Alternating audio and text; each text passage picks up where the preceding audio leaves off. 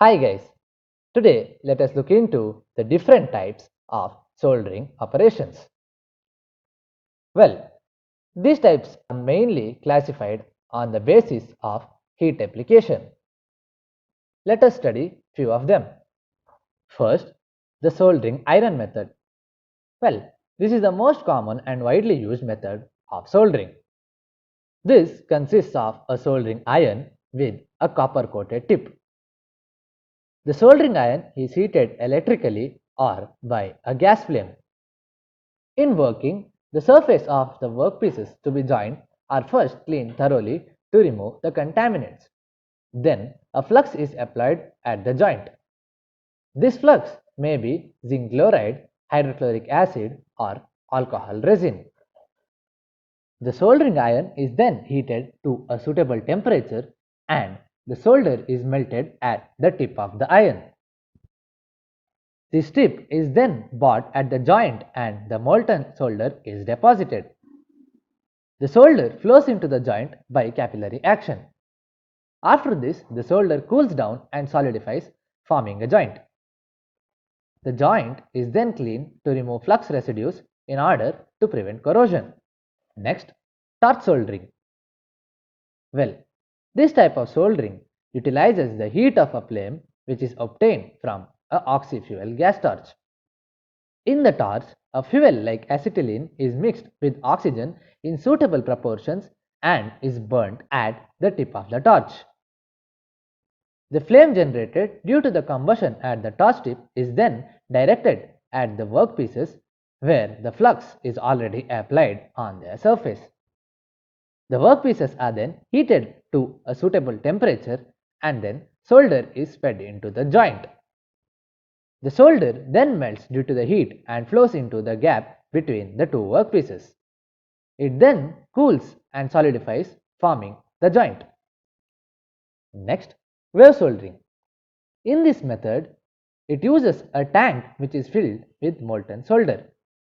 This solder is then pumped and its flow forms a wave of a predetermined height. The printed circuit boards which have to be soldered passes over these waves, touching it with their lower side. Next, induction soldering.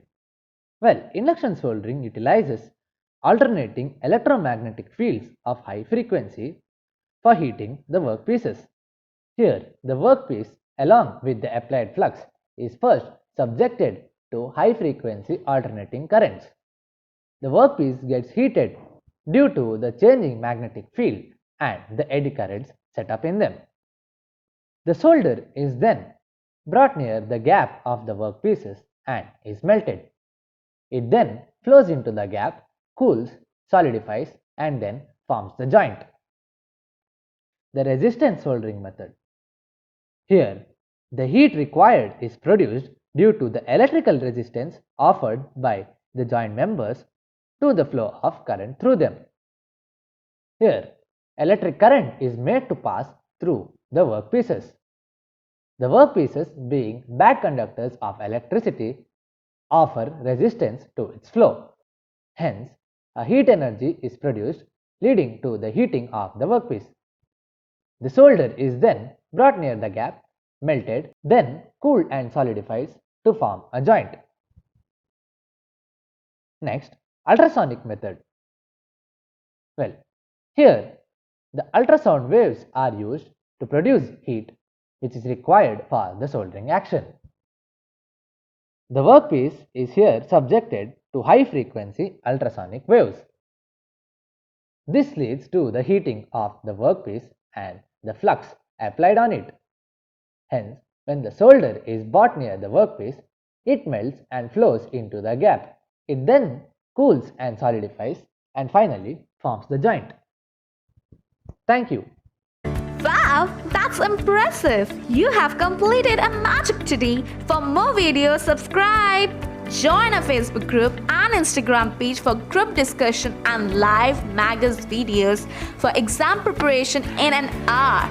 We start at ClassFly community for students to learn from a friend in a simple way and support them in their own languages. If you are willing to be that one friend who saves us at the exam night preparation, then please join us by visiting ClassFly.in.